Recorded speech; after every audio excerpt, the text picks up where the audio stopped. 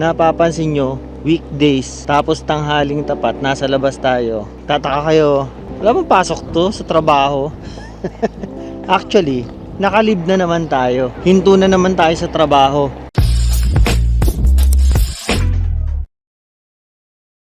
Yun! Ay!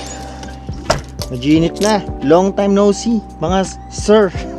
Ang tagal ko nang walang vlog, no? Na-miss nyo ba ako? Malamang hindi. Wala naman tayong importansya sa buhay.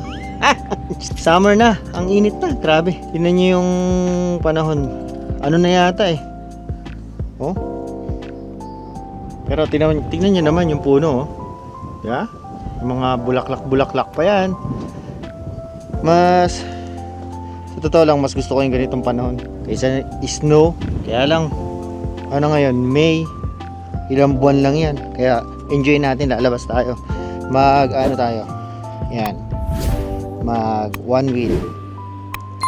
Pero syempre ingat, baka ma-injury na naman tayo. Kung nagtataka kayo, ano ngayon, upload ko rin kagad to kasi ito lang naman yung video ko eh. Kung napapansin nyo, weekdays, tapos tanghaling tapat, nasa labas tayo. Tataka kayo, wala bang pasok to sa trabaho?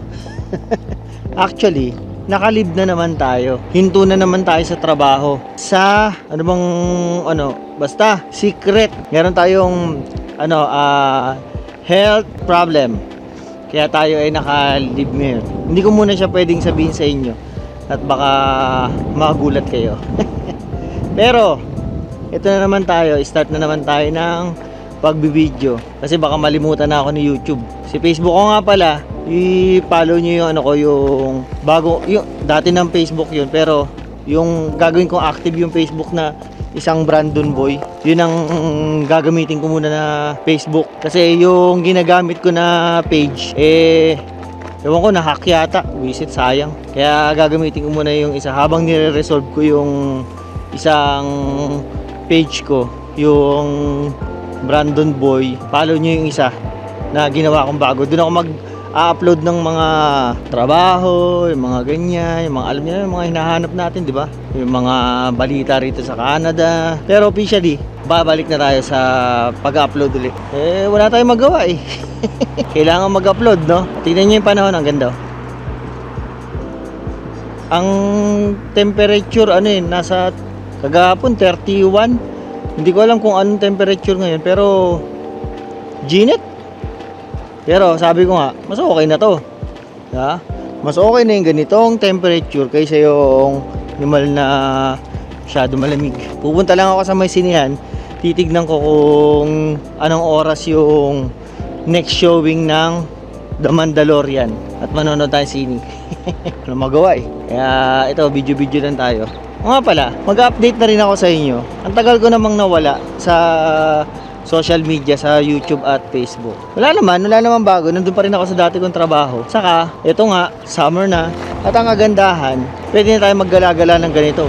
Hindi na tayo yung vlog na lang na nasa sasakyan lang. O nga pala, magkakaroon ng bagong parang rito, mga establishment. Yan o, malapit sa amin. Hindi pa namin alam kung anong magiging niyan.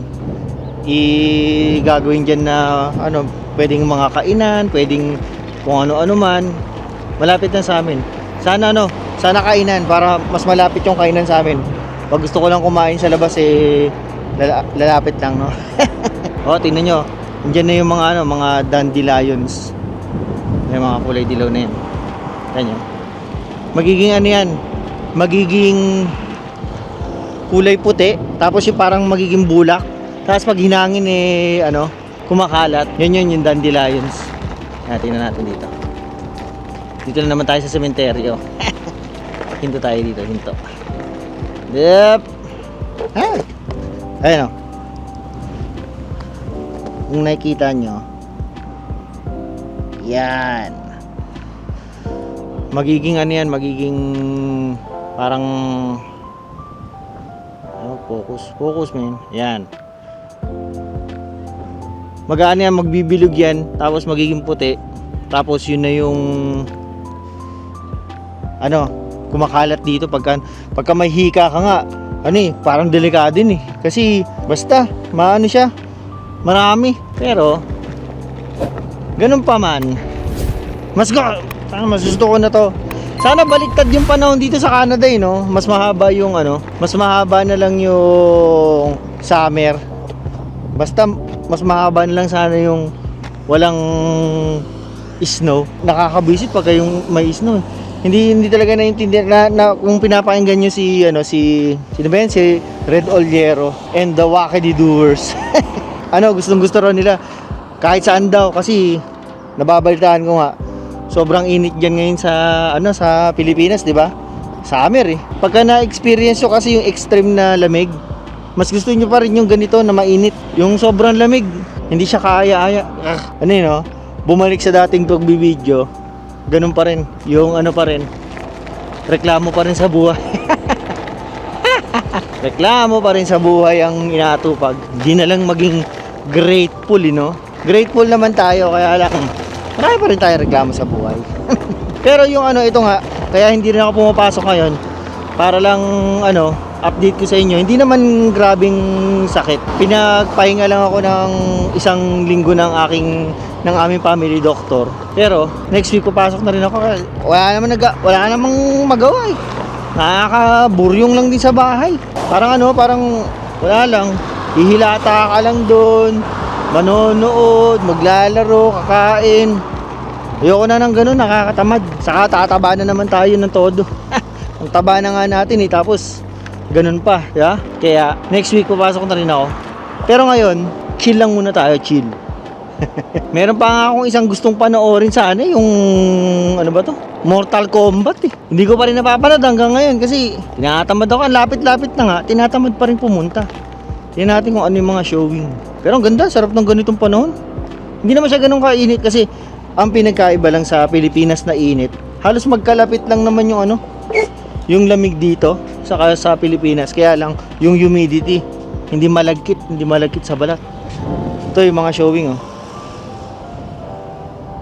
Yung una, ito pinanood na namin ni Rochelle. Itong Michael, maganda rin. Ito yung Mortal Kombat Hindi ko alam kung showing pa ngayon. Now showing pa, malamang meron pa. Pero ang papanoorin ko, ito The Mandalorian, yan. Dapat itong week na to, last week, dapat papanoorin ko na siya dapat. Tapos nakita ko, ko yung recap kasi alam ko matagal ko na siyang pinanood, series yan sa Disney. Ngayon, papanoorin ko na siya sana. Tapos pinapanood ko yung mga recap. Meron pala season 3 na. hindi ko man lang napanood pa pala, kaya ginawa ko bininge watch ko yung season 3. Kaya ready na akong panoorin niya ngayon. Di ba? Saan tayo punta? Punta tayo dun sa may mall. Tingnan natin kung maganda mag-ikot-ikot kasi ordinaryong araw. Wala namang walang masyadong tao. Pero puno pa rin Kung titignan niyo yung mall puno pa rin. Saka wala rin tao sa bahay. Lahat sila yung asawa ko nasa trabaho. Mamaya susunduin ko yung alas 5. Tapos yung dalawang akong anak nasa school. Kaya wala rin magawa. Mamaya pagka uwi ko, edit ko na kagad to para at least kahit paano makapag-upload tayo. Ewan ko, 2 buwan na ba akong walang video? Tagal na. Gusto ko lang din mag-update sa inyo. Baka akalain nyo si Brandon Boy kung ano ang ginagawa Balik na nga tayo doon, wala naman tayo pupuntahan dito. Pero nag-update lang ako sa inyo. Saka nga pala, ang dami rin mga nangyayari dito sa Canada. Kung nanonood kayo kay Miss Ina, 'di ba? Meron siyang balita tungkol sa employment ng itong Tim Hortons. Talagang na rin, naghihigpit na. Lagi naman kasi silang nasisita na kinukuha nila mga temporary foreign workers lang. So basta merong update doon. Tapos yung mga nangyayari dito hindi lang sa Manitoba, sa iba-ibang mga province, tatalakayin ko rin sa mga susunod kong mga videos kasi talagang medyo magulo. Hindi kasing gulo sa Pilipinas tulad sa mga nangyayari sa gobyerno. Dito merong sariling problema ang Canada, pero hindi pinoproblema yung mga corruption, yung mga ano, alam mo yun, mga balita lang dito ng mga ano lang yung tungkol lang sa ikagaganda ng Canada. Hindi yung puro kalokohan ng gobyerno, mga ganyan, no? Babalik na ako sa aking bahay. Mainit. Sana pala, sasakyan na lang ako no? Reklamo pa. Update lang ito sa buhay natin dito sa Canada.